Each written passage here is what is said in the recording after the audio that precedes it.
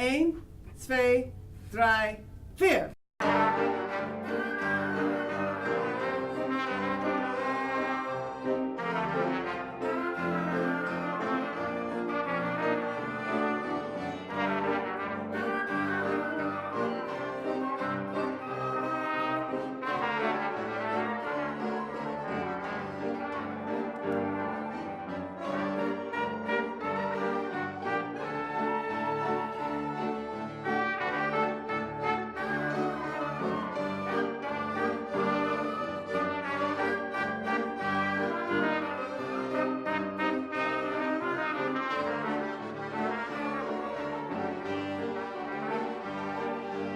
Klezmer is a Yiddish word that's derived from two Hebrew words. Klei means vessels of. Zemer means song. So a klezmer is a vessel of song. This has more significance than just that. It goes back to the fact that in ancient times, when the Holy Temple stood in Jerusalem, there were holy vessels which were required for ritual and for celebrating the holidays and so on. You needed these holy vessels. When the temple was destroyed, the holy vessels didn't exist any longer. So how were the Jewish people able to continue without the temple, without the holy vessels? People became the holy vessels. So what were the holy vessels? The people who were necessary in order to fulfill the ritual life of the people. Describing klezmer music, at least modally, if you sing certain modes, certain phrases to anyone, they'll hear the difference.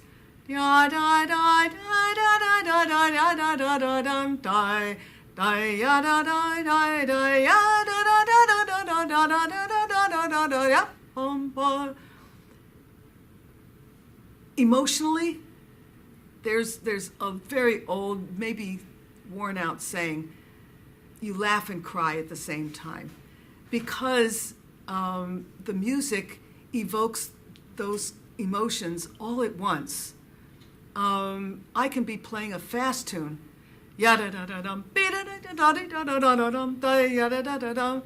and it brings about more than just happiness. There's a sadness, in a sense, if we remember roots too, our history.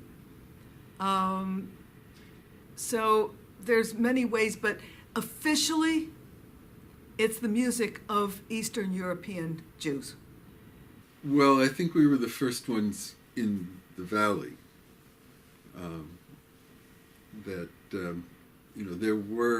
the klezmer revival had begun a little bit earlier than that, and there were the Klezmer Conservatory Band in Boston, there was Capella in New York, there's a group called the Klezmorim in California, and those were the first revival bands, so we sort of followed their example. Attending New England Conservatory brought me to Boston.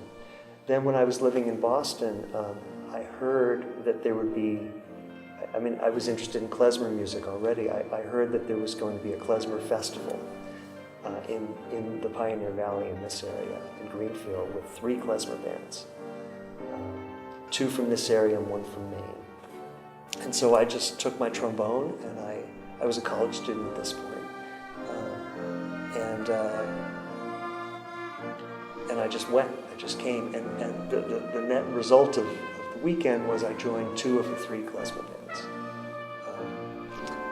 One is the Cascovy Tumblers up in Portland, Maine, and one is the Wholesale Klezmer Band, who I've been with for about 25 years. Her name is Amy Rose. she was a flute student of mine, a private student.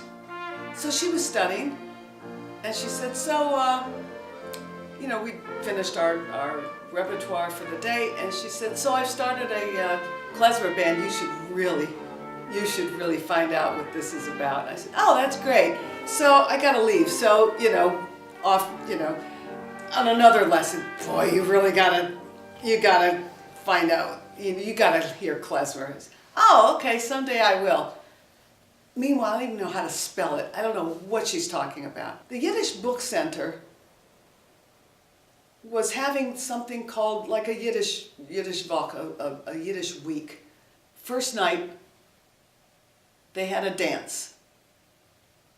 And there's Amy leading and playing klezmer with her band. I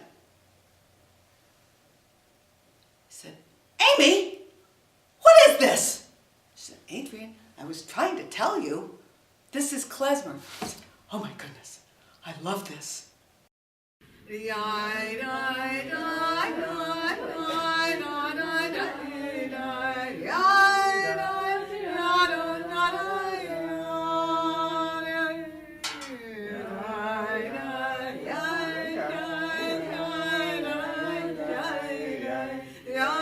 Traditional ways of getting the vocal quality through our instruments, I think, is the most important thing to learn.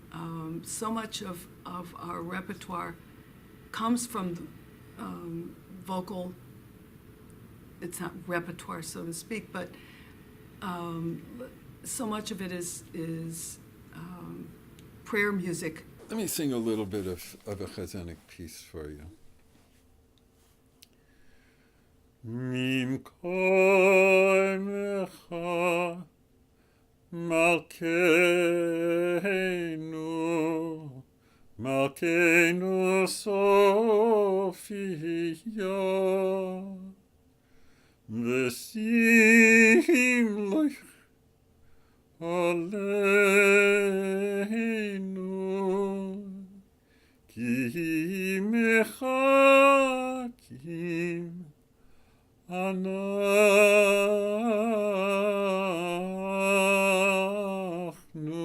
lach. So, one of the ornaments is the krechts. So, so you hear how it, I don't even know how to describe what that does, but the idea is then you take that and you put it into a clarinet, you put it onto a fiddle. So you're going to da, da, da, da, da, da. You want to demonstrate that? Me? Yeah. Okay, I haven't really done this before. Right, Yeah. right. Or the other way is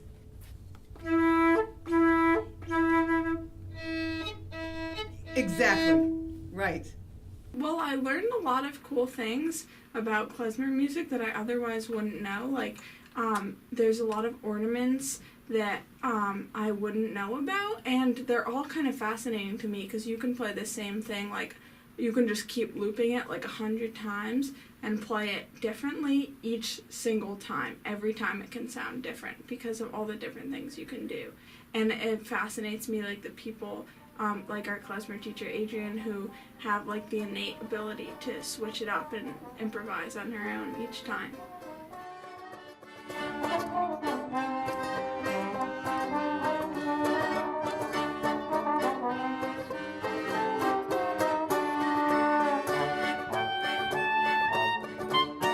This particular group of people, it's an interesting blend. I mean, you've got the range of people are, you know, maybe someone who like played their instrument kind of when they were younger, maybe when they were a kid, and then stopped playing it, but now is retired and is now picking it up again. So you've got that kind of scenario. You have other people that play and have been playing for many years, kind of semi-professionally, and that know a lot of tunes and have a good sense of style and know their instrument really well and have some experience.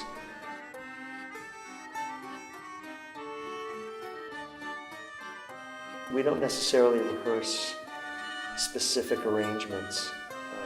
In other words, like every time we perform or rehearse a song, it's going to be different than the previous time. So we don't say, okay, you take the first section and then the two of you play together here and then just flute here. We don't really do that. Sometimes we'll do that just maybe as an experiment, but we don't try to repeat the same arrangements. Instead, I try to develop a sensibility of that everyone just listens to each other, and that they know kind of what's possible, and also they can hear like, oh, if this person's carrying the melody strongly, then maybe I should find some kind of counterpoint, harmonize, play some melodic fills in between the phrases.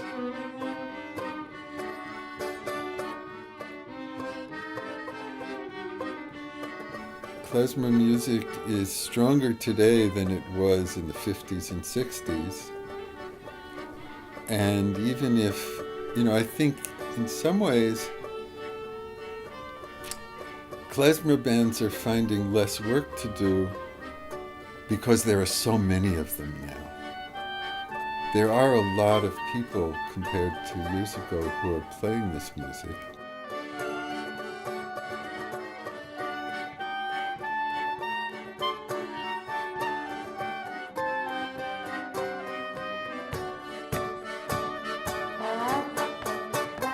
I also see that there are a lot of klezmer bands that are going in different directions and more fusion music, more, mixing it with jazz, mixing it with Latin, and, I think that's a good thing, even if it's not the direction that my music is going in. But it's bringing this music to more people who are drawn in by, oh, this feels familiar in this way, so, now I'm learning a different side of it. So I see that that's one thing that's broadening the appeal of the music, and yet, there's still a place for the very traditional style.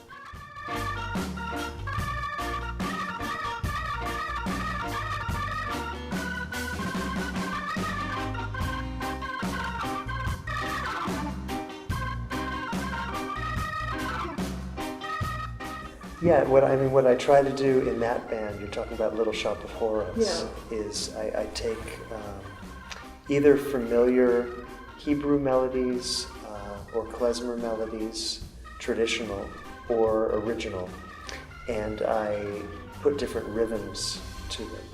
So I put Latin jazz rhythms, Brazilian, samba, things like that, bossa nova, reggae, African rhythms, funk, things like that. So I try to do it in a way where melodically, the way that the melodies are played, I still try to have kind of a klezmer style with certain ornaments and cracks and things like that. Certain expressive things that klezmer musicians do. But then the rhythms are then traditional in all of those genres and cultures that I just mentioned. So it's a fusion.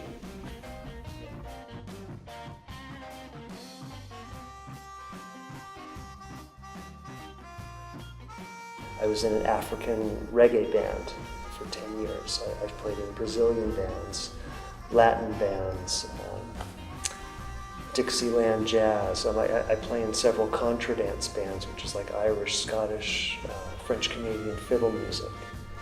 My devotion lies more in kind of experiencing multiple cultures. I think we all have a part to play. in bringing cultures together and fostering understanding. And I guess I look at my role as sort of someone who can bridge gaps.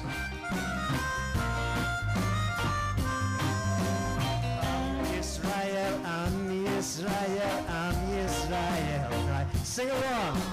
I'm Israel, I'm Israel, I'm Israel. I'm Israel, I'm Israel, I'm Israel. I'm Israel, I'm Israel, I'm Israel.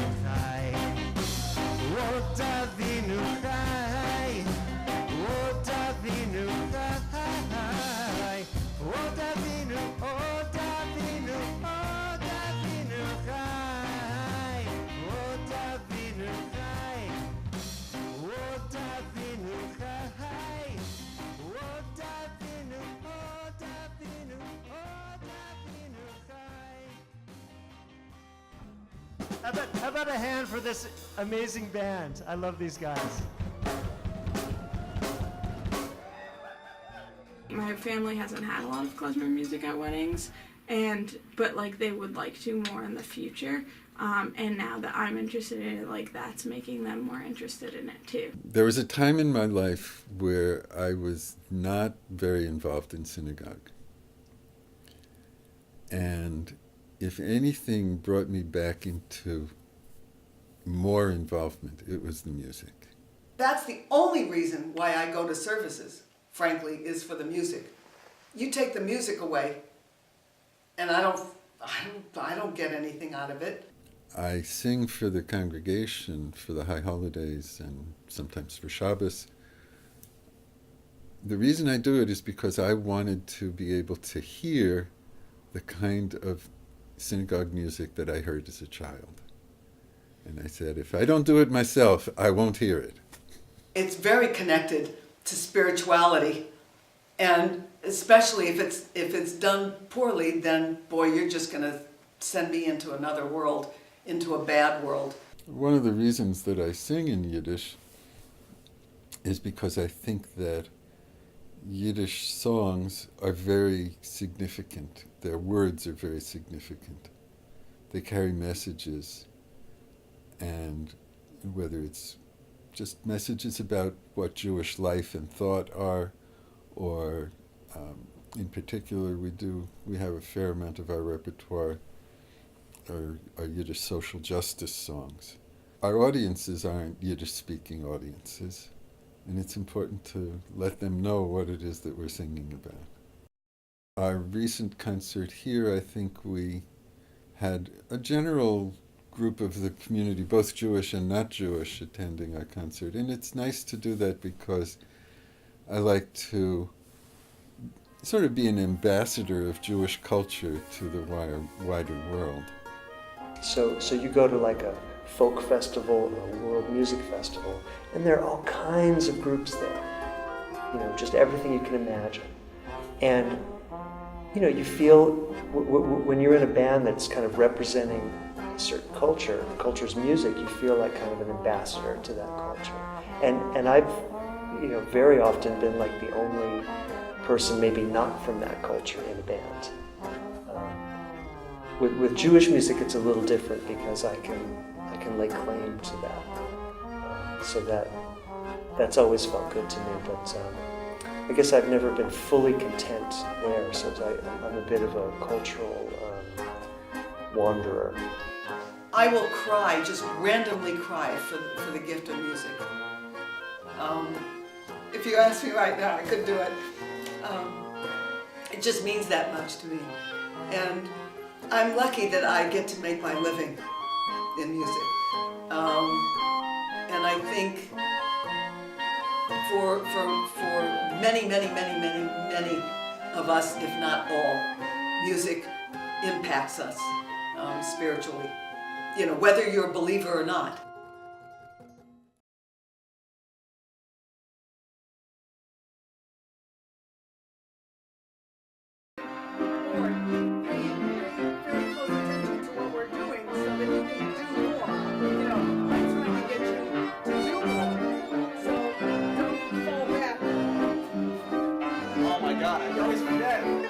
Thanks again.